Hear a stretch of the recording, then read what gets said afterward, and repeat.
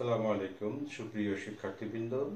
আজকে আমরা অনলাইন ক্লাসে আবার আসলাম।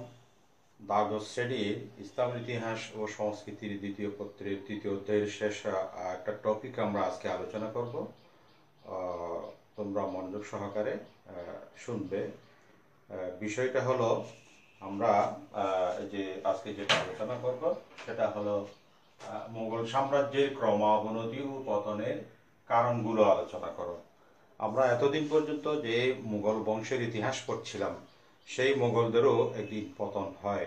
সেই মুঘল সাম্রাজ্যের পতনের কারণগুলো নিয়ে আমরা আজকে আলোচনা করব। ফার্সি ভাষায় একটি কথা উচ্চারিত হয়, হার কামালের আজওয়াল হাস্ত, প্রতিটি উত্থানেরই পতন রয়েছে।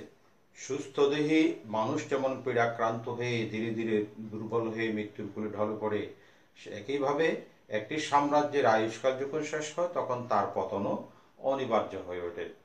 তারপর চন্দ্রের 16 কলা পূর্ণ হলে যেমন অমাবস্যা আসে, একইভাবে একটি সাম্রাজ্যের আয়ুষ্কাল শেষ হলো তার কি পতন অবশ্যম্ভাবী হয়ে ওঠে। এই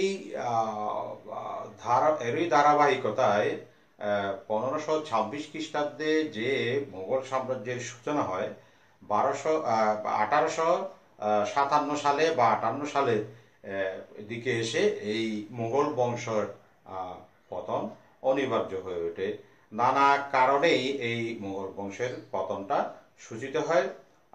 কিছু আছে আভ্যন্তরীণ কারণ আর কিছু আছে বাহ্যিক কারণ। আমরা এই দুই ভাগে এর কারণগুলোকে বিশ্লেষণ করতে পারি। তোমরা এখানে দেখো, প্রথমত হলো আভ্যন্তরীণ কারণের মধ্যে প্রথম কারণটা হলো ইবনে খলদুনের নীতিকথা। আমরা ইবনে খলদুন সম্পর্কে জানতে পারি তিনি সমাজবিজ্ঞানের জনক ছিলেন। তিনি অনেক দেশ ঘুরে রাজবংশ আলোচনা করে একটি থিওরি দাঁড় করিয়েছিলেন যে যে কোনো রাজবংশ বড় জোর 100 বছর তার 100 বছর বা 120 বছর তার ক্ষমতা টিকিয়ে রাখতে পারে, এর বেশি পারে না। তো মুঘল বংশ আমরা দেখতে পাই তাদের যে ক্ষমতা টিকে ছিল সেটা 100 বছরের পর্যন্ত ছিল, বিশেষ করে আওরঙ্গজেব পর্যন্ত। তো এই সময়ে মুঘল বংশের ক্ষমতা সব কিছু ছিল। পরবর্তীকালে এসে তা আস্তে আস্তে তাদের পতন এবং লয় কি অবশ্যম্ভাবী হয়েছে। ইবনে খলদুনের এই কথাটি এখানেও কার্যকরী হিসেবে আমরা দেখতে পাই। তারপর আসো সুষ্ঠু উত্তরাধিকার নীতির অভাব বা না থাকা। মুঘল রাজবংশে কোনো সুষ্ঠু উত্তরাধিকার নীতি ছিল না। তো না থাকার কারণে এই মুঘল বংশের পতনকে ত্বরান্বিত করেছিল বলে অনেকেই বলে থাকেন। কারণ এই যে সম্রাট বাবর থেকে শুরু করে একদম বাহাদুর শাহ জাফর পর্যন্ত এখানে যারা সম্রাট ছিল তাদের মধ্যে কোনো সুষ্ঠু উত্তরাধিকারী নীতি কি ছিল না।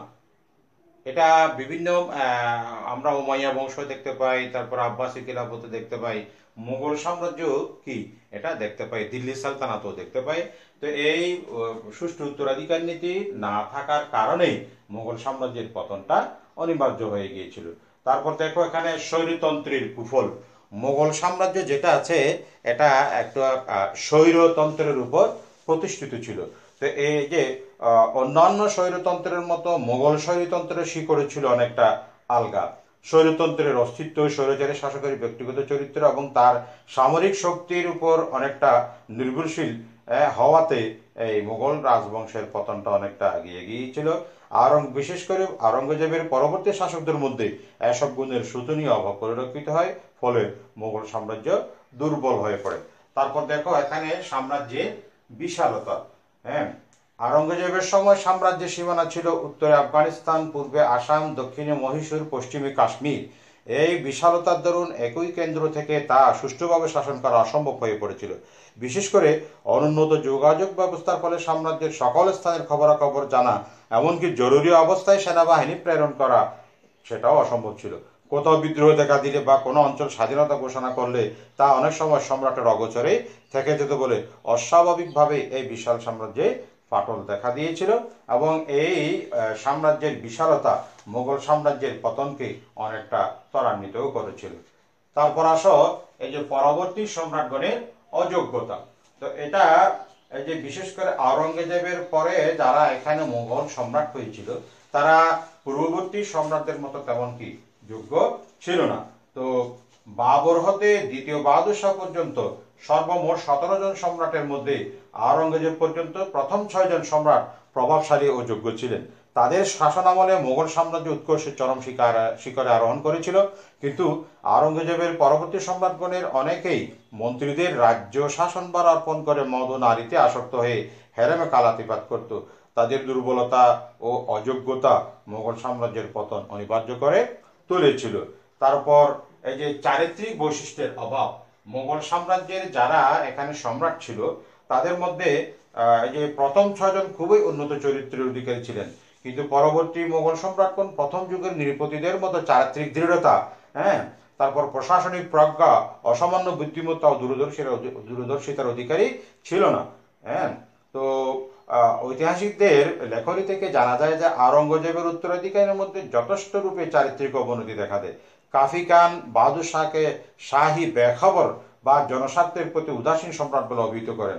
চারিত্রিক শক্তি ও দৃঢ় মনোবল না থাকার ফলে হ্যাঁ শাসন ব্যবস্থায় চরম শৈথিল্য দেখা দেয়, যার ফলে দুর্বল সম্রাটদের পক্ষে পতনের গতিরোধ করা সম্ভব হয় নাই। তারপর অভিজাত শ্রেণীর অবনতি, এখানে মুঘলরা কিন্তু অভিজাত শ্রেণী ছিল। সেই অভিজাত শ্রেণীর অধপতন মোগল সাম্রাজ্য পতন অন্যতম কারণ হিসেবে চিহ্নিত করা হয়।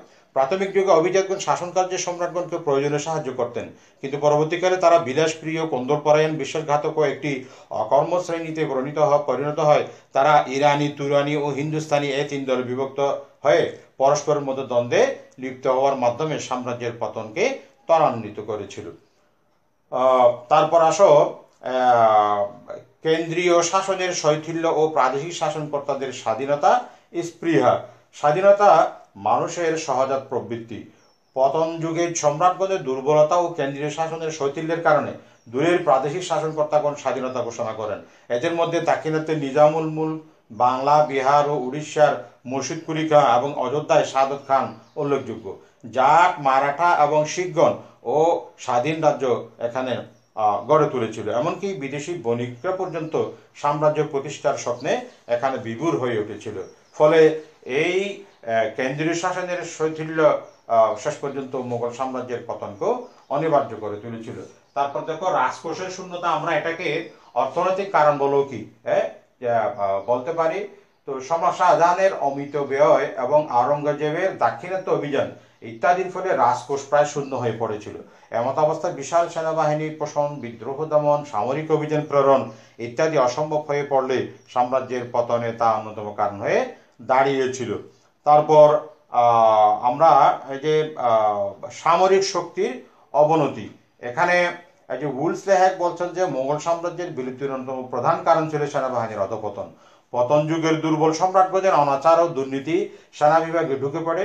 বিভিন্ন জাতির লোক সমন্বয়ে গঠিত সেনাবাহিনীর সদস্যরা স্বসদলের প্রাধান্য বিস্তারে তৎপর হলে নিয়মিত প্রশিক্ষণ, শৃঙ্খলাবোধ ও আনুগত্যের অভাব ইত্যাদির কারণে সেনাবাহিনী অত্যন্ত দুর্বল হয়ে পড়ে।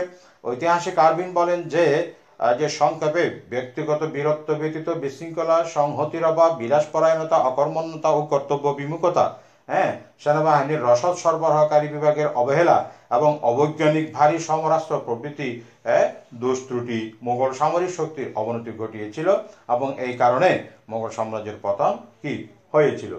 তারপর ত্রুটিপূর্ণ শাসন ব্যবস্থা, মোগল শাসন ব্যবস্থা ত্রুটি মুক্ত ছিল না। হ্যাঁ, বিশাল সাম্রাজ্য সম্রাটদের উপর নির্ভরশীল ছিল এবং তিনি সকল ক্ষমতার উৎস হিসেবে পরিগণিত হয়। শর্মার ভাষায় মোগল শাসন ব্যবস্থা সম্রাটদের দ্বারাই সৃষ্টি হয় এবং তাদের চারিত্রিক বৈশিষ্ট্যের প্রতিফলন ছিল এটা। কর্ণধারের অধপতনে সমগ্র মোগল শাসন ব্যবস্থার কাঠামোর ভিত্তিমূল পর্যন্ত প্রকম্পিত হয়। আকবর হতে আওরঙ্গজেব পর্যন্ত যে জায়গির প্রথা প্রচলিত ছিল, প্রভাবশালী সম্রাটদের অবর্তমানে তা ছিন্ন বিচ্ছিন্ন হয়ে পড়ে। পরবর্তী সম্রাটগণ জনগণের সমর্থন হারিয়ে ফেললে দুর্নীতির পথ বেছে নেয় তারা। তাদের শাসনামলে অনেক দুর্নীতির উল্লেখ পাওয়া যায়, যেমন ঘুষ, ব্যাট, নজরানা ইত্যাদি, যার ফলে শাসিতরা চরম শোষিত হন। তাই মোগল সাম্রাজ্যকে আর সুষ্ঠুভাবে ধরে রাখা তাদের পক্ষে সম্ভব হয় নাই। আরেকটা হলো এই যে নৌবাহিনীর অভাব। হ্যাঁ, মোগল সম্রাটগণের মধ্যে কেবল আকবর ব্যতীত অন্য কেউ নৌশক্তির প্রয়োজনীয়তা অনুভব করেনি। ফলে সাম্রাজ্যের বহুদূর বিস্তৃত উপকূল ভাগ অরক্ষিত থাকতো। তাই বিদেশি আধিপত্যবাদীদের হাতে মোগলগণ নানাভাবে নাজেহাল হতো। হ্যাঁ, নৌশক্তি বলে বলিয়ান ইউরোপীয় বণিকগণ ভারতবর্ষের রাজনীতিতে প্রবেশ করে সুযোগ লাভ করেছিল। এই কারণে যদুনাথ সরকার বলছেন যে সমুদ্র শক্তির প্রতি অবহেলা প্রদর্শনই ছিল মুঘল সাম্রাজ্যের পতনের অন্যতম কারণ। হ্যাঁ, তারপর হিন্দুদের জাগরণ। আমরা এই মোগলদের রাজত্বকালে একটা হিন্দু জাগরণ লক্ষ্য করে থাকি। মোগল সাম্রাজ্যের শেষ ভাগে হিন্দুগণ জাতীয়তাবাদের আদর্শ উদ্বুদ্ধ হয়ে তারা সে সময় মারাঠা, শিখ, জাট, ম্যাট, রাজপুত তথা গোটা হিন্দু জাতির একটা জাগরণ কি উদ্ভব হয় এবং তারা মোগল সাম্রাজ্যের বিরোধিতা এবং বিদ্রোহ করে মোগলদের শক্তি সংহতি বিনষ্ট করে দিয়েছিল, ফলে মোগল সাম্রাজ্যের পতনকে ত্বরান্বিত করেছিল। আওরঙ্গজেবের দাক্ষিণাত্য নীতিকে আমরা গত ক্লাস আলোচনা করেছিলাম, অনেকেই এখানে দায়ী করে থাকেন। তো দীর্ঘদিন যাবৎ আওরঙ্গজেব রাজধানীতে অনুপস্থিতি এটা থাকার কারণে শাসন ব্যবস্থাকে অনেক দিক দিয়ে দুর্বল করে দিয়েছিল। বিশেষত উত্তর ভারতে অরাজকতা ও বিশৃঙ্খলা বৃদ্ধি পেলে সাম্রাজ্যের পতনমুক্ত হয়, তবে কোনো কোনো ঐতিহাসিক এটাকে অস্বীকার করেছিলেন। হ্যাঁ, তারপর হলো এই যে শিয়া সুন্নিদের বিদ্বেষ। অন ইসলামিক কার্যকলাপের জন্য আওরঙ্গজেব শিয়াদের মহরম, নওরোজ প্রভৃতি কতিপয় উৎসব বন্ধ করে দিয়েছিলেন। হ্যাঁ, ফলে সুন্নিদের প্রতি তাদের যে বিদ্বেষ সেটা আরও বেড়ে গিয়েছিল। আবার ফররুখিয়রের রাজত্বকালে দেখা যায় যে শিয়াদের প্রবল প্রতাপে সুন্নিগণ ঈর্ষান্বিত হন। তাদের মধ্যকার এই অসন্তোষ মোগল শক্তিকে ক্ষীণ করে তুলেছিল। ঐতিহাসিক এডওয়ার্ড গ্যারেট বলছেন যে action of this king cause much resentment and help to pave the way for political disintegration. হ্যাঁ, এভাবে আমরা এই যে শিয়া সুন্নিদের এই বিদ্বেষের কারণে মোগল সাম্রাজ্যের পতনটা অনেক ক্ষেত্রে কি করেছিল, ত্বরান্বিত করেছিল বলে বলতে পারি। এরপরে আসো ইউরোপীয় শক্তির ভূমিকা। এটাও মোগল সাম্রাজ্যের পতনকে অনেকটা ত্বরান্বিত করেছিল।